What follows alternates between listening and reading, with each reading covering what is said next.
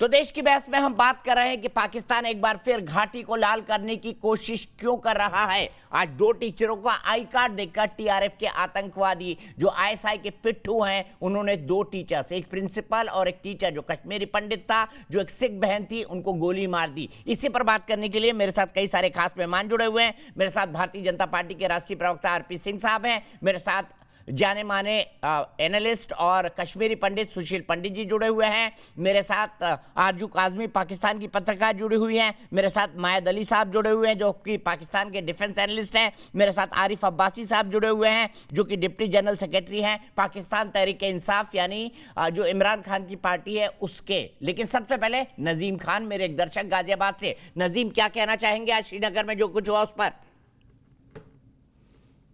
देखिए दीपक जी, जिस तरीके से कश्मीर के अंदर ये जो घटना हुई है बहुत ही दुखदायक है। मैं भारत सरकार से कहना चाहता हूं कि जिस तरीके से पाकिस्तान से आतंकवादी आते हैं, उन आतंकवादियों को बिल्कुल उनका नस्ते नाबूद कर दिया जाए, उनको मार दिया जाए और पाकिस्तान को दो टुक में ये जवाब दे दिया जाए कि जिस तरीके से पुलवामा में अटैक हुआ था, हमने तुम्हें घर में घुस कर मारा है, उसी तरीके से अगर आपने अपने आतंकवादियों को नहीं रोका तो हम आपको दोबारा से आपके घर में घुस के एक एक आतंकवादी को चुन चुन कर मारेंगे। भारत सरकार से मैं यही अपील करता हूं कि जल्द से जल्द जिस तरीके से हमारे कश्मीर के अंदर जो आतंकवादी घटना हो रही है उस पर अंकुश लगाते हुए इन पाकिस्तान से आए हुए आतंकवादियों को उनके घर में घुस के बिल्कुल मारे, जिससे। ठीक है, बहुत बहुत शुक्रिया नजीम। सीधे चलूंगा मैं आरजू काजमी के पास। आरजू, आपसे सवाल पूछा था एक दर्शक ने और सवाल ये था, क्या मासूमों को मारना ही जिहाद है? नहीं, बिल्कुल जिहाद हरगिज़ ये नहीं है, ना ही जिहाद ये सिखाता है। लेकिन अनफॉर्चुनेटली मैंने पहले भी बात की थी जिस पे कई मेरे पाकिस्तानी दोस्त नाराज़ भी हो जाते हैं कि यहाँ पे जो मदरसे हैं उनको कंट्रोल करने की ज़रूरत है, जो बच्चों के दिमागों में जहर भरते हैं, जो उन्हें जिहाद सिखाते हैं। वरना इस तरह के, जैसे इस्लामाबाद में लाल मस्जिद है, इसके ऊपर तो एक बार ऑपरेशन भी कर चुके हैं जनरल परवेज़ मुशर्रफ, लेकिन उसके बाद क्या हुआ था, उल्टा उनके ऊपर ही अटैक किया गया था और उस चीज़ को कंट्रोल नहीं कर पाए थे। यहाँ पर कोयटा में हजारा कम्युनिटी के ऊपर किस तरह के आईडी कार्ड देख के उनको मारा गया था, वो अपनी डेड बॉडीज लेके कितने दिन सड़क पे बैठे रहे। इस बात से कौन इनकार कर सकता है? हमें ये चीजें जो बढ़ती जा रही हैं वो इसीलिए है कि हमने किसी को पकड़ा नहीं। अगर हम आज ये बात करते हैं कि वहां कश्मीर में किसने ये किया, तो आप जब तक उनको पकड़ेंगे नहीं, अरेस्ट नहीं करेंगे जिन लोगों ने ये लोगों को मारा है, तो हमें कैसे पता लगेगा कौन है? सेम इसी तरह से हजारा कम्युनिटी को जिन लोगों ने मारा था, आज तक कोई एक अरेस्ट नहीं हुआ है। और वो हमारे हम तो ये टीआरएफ के जो पाकिस्तान के पिट्ठू आतंकवादी है ना, हम तो सीधे ऊपर पहुंचाएंगे। हमारे यहाँ इनको गिरफ्तार करके कुछ नहीं होना जाने वाला। आरिफ अब्बासी साहब, मुझे जवाब दे दीजिए। ये कह रही है कि मदरसों में रेडिकलाइजेशन पढ़ाया जा रहा है, ये पढ़ाया जा रहा है जो जिसको लोग कहते हैं जिहाद, इस्लामिक जिहाद, ये आपके यहाँ के मदरसों में पढ़ाया जा रहा है। उन्होंने लाल मस्जिद का एग्जाम्पल भी दे दिया। बताइए आरिफ अब्बासी साहब, क्या कहेंगे? ये मैं नहीं कह रहा हूँ, मेरी पाकिस्तानी बहन कह रही है। नहीं, आरजू का ये अपना एक नुक्ता नजर हो सकता है। मदरसों में, पाकिस्तान के मदरसों की मैं बात कर रहा हूँ, कुरान और शरीयत और दीनी अलूम की तालीम दी जाती है और इस्लाम। तो लाल मस्जिद पर परवेज मुशर्रफ ने ऑपरेशन क्यों किया था, बताइए ना आरिफ अब्बासी साहब। और फिर उसके बाद उन पर हमला क्यों हो गया? नहीं, वो ऑपरेशन इस वजह से किया था कि लाल मस्जिद के पीछे भी कुछ गैर मुल्की और कुछ गैर मुल्कियों की इन्वेस्टमेंट थी जो पाकिस्तान का अमन तबाह करना चाहते थे।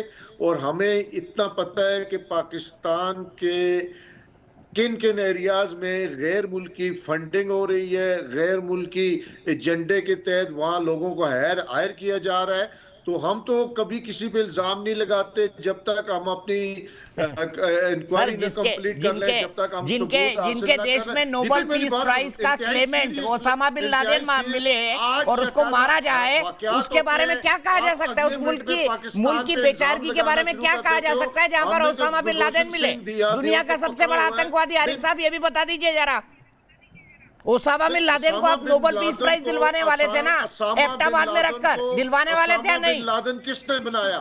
नहीं, जब वो रशिया के खिलाफ लड़ रहा था उस टाइम तो सबका हीरो था।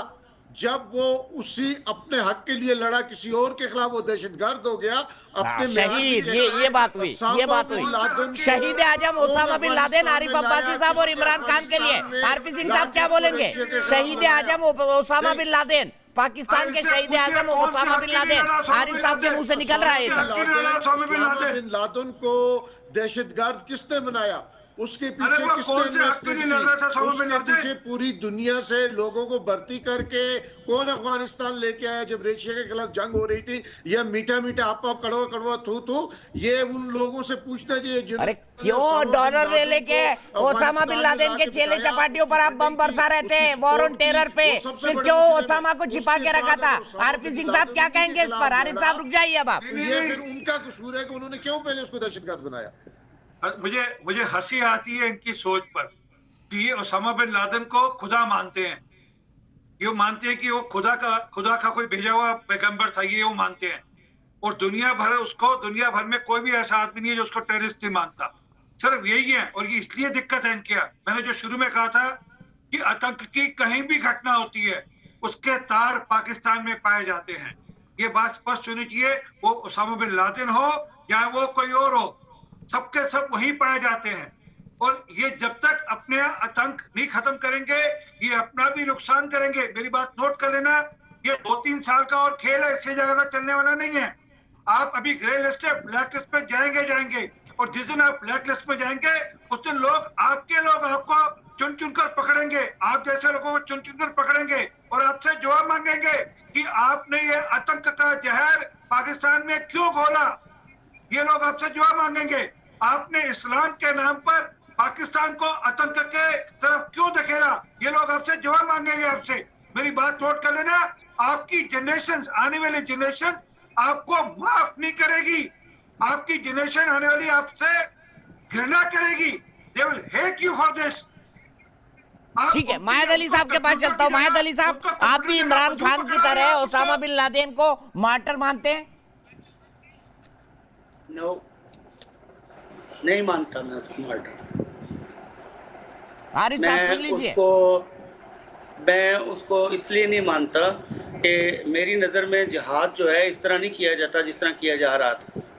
मेरी नज़र में जिहाद वाजिब होता है और वो स्टेट्स के थ्रू किया जाता है। अगर वो करना हो तो कि इस तरह के जिहाद, अपने अपने जिहाद मुख्तलिफ ग्रुपों में बट के वो हो। और ओसामा बिन लादेन यहाँ पर अमेरिका के कहने पर, अमेरिका के डॉलर्स के साथ यहाँ पर आके उन्होंने सारा कुछ किया था और हमने काफ़ी कुछ भुगता है उनकी वजह से।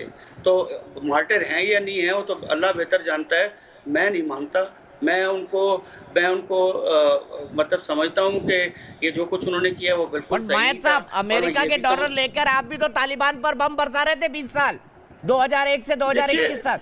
आप बिल्कुल ये बात हर दफा कर देते हैं, मैं भी सुन लेता हूँ। देखिए, अफगानिस्तान में जो सिचुएशन थी ना, अमेरिका ने धमकाया था हमें बहुत बुरी तरह, ठीक है, जब ये मुशर्रफ का दौर था। उससे पहले भी हमने गलतियां की हैं। मैंने तो कहा है कि भाई हमने जो अपनी बांग्लादेश वाली आपने मुझे गिनाई, मैंने गलती मान ली। जब मैंने आपको गिनाई तो आपने नहीं मानी। गलतियां हमने की हैं, हम बेशुमार गलतियां करते हैं। मगर ये बात कह देना कि इस्लाम में कोई प्रॉब्लम है या ये बात कह देना कि पूरा पाकिस्तान ही ऐसा है, ये चीजें गलत हैं। देखिए सुशील पंडित जी मायद साहब की बात पे क्या बोलेंगे? मैं सिर्फ एक कमेंट चाहता हूँ। मायद साहब बहुत रैशनल बात कर रहे हैं इस वक्त, लॉजिकल बात कर रहे हैं, लेकिन क्या पाकिस्तान अब अपने पैर वापस खींचने के मोड में है जिस रास्ते पर चल चुका है, या दरवाजे बंद हो चुके हैं उसके लिए सब? नहीं, मैं मायद अली साहब की बात पर ही एक छोटी सी अपनी बात कहना चाहूँगा। देखिए, ये जो बोको हराम है ना, वो असली इस्लाम को नहीं जानते, और ये जो दैश है, ISIS है ना, वो भी बगदादी जिसने PhD की है ना इस्लाम में अल-अज़हर से, वो भी असली इस्लाम नहीं जानता। और ये जो अल-शबाब है कीनिया में, वो भी असली इस्लाम नहीं जानते। अल-कायदा को भी असली इस्लाम मालूम नहीं है। लश्कर तैयबा को भी, हाफिज सईद को भी, जैश मोहम्मद को भी, अजहर मसूद को भी, हिजबुल मुजाहिदीन को भी, हरकतुल इंसार को भी, इन सब को किसी को असली इस्लाम मालूम नहीं है। सारा का सारा इस्लाम जो है ये मायद अली साहब अच्छी तरह जानते हैं। सिर्फ वही जानते हैं कि असली इस्लाम क्या है, और इन्हीं से पूछना चाहिए। मैं जवाब दूंगा, मैं जवाब देता हूं। किसी को असली इस्लाम मालूम नहीं, ना अल-कायदा को मालूम है, उसामा बिन लादेन मैं को जवाब मालूम देता हूं है, आपको। ना वो जो मुल्ला उमर ईरान में इस्लाम है तो मालूम है, ना उसका जो वारिस था अख्तर मंसूर जिसको ड्रोन से मारा गया, ना उसको मालूम है, ना मुल्ला बरादर और ना तालिबान को मालूम, किसी हाँ, को सुन मालूम लीजिए है? ना, जवाब भी सुने, जवाब सुने, साहब को नाम मालूम है क्या? जवाब सुने, जवाब सुने। दीजिए। 101.5 बिलियन से ऊपर मुसलमान हैं। क्या आप ये कहना चाह रहे हैं सारे टेररिस्ट हैं? ये कहना चाह रहे हैं? मैंने ये कहा क्या?